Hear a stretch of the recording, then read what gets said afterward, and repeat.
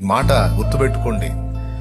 నా గురించి ఎవరూ ఆలోచించట్లేదు, నన్ను ఎవరూ పట్టించుకోవటం లేదు, నేను ఏమైపోతున్నానని కనీసం నన్ను అర్థం చేసుకునే వాళ్ళు లేరు, నేను ఎందుకు బతకాలి, సస్తే బాగుండు కదా అని అనుకునే వారలారా, మీ విషయమై చింతించువాడు ఒకడున్నాడు. ఆయన పేరు నజరేయుడగు యేసు.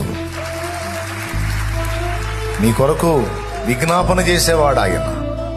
నీ విషయంలో దృష్టి నిలిపి నిన్ను విడువక ఎడబాయక భూమి మీద నీకు తోడై ఉన్నవాడు ఒకడున్నాడు. ఆయన పరిశుద్ధాత్మ దేవుడు.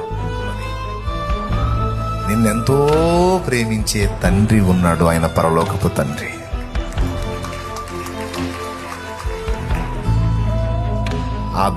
ఆ త్రిత్వం, త్రియేకుడు నీ కోసం ఉన్నాడు.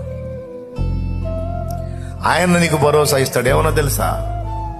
ఏ వెర్రి ముఖమా నువ్వు, పిచ్చి ముఖంలాగున్నావు నువ్వు. మధ్యలో ఏర్పడిన బంధాలు మధ్యలో తెగిపోతాయి, ఎప్పటికీ తెగిపోని బంధం మనదమ్మా అంటాడు ఆయన. నాయనా, ఎప్పటికీ తెగిపోని బంధం మనది నాన్న.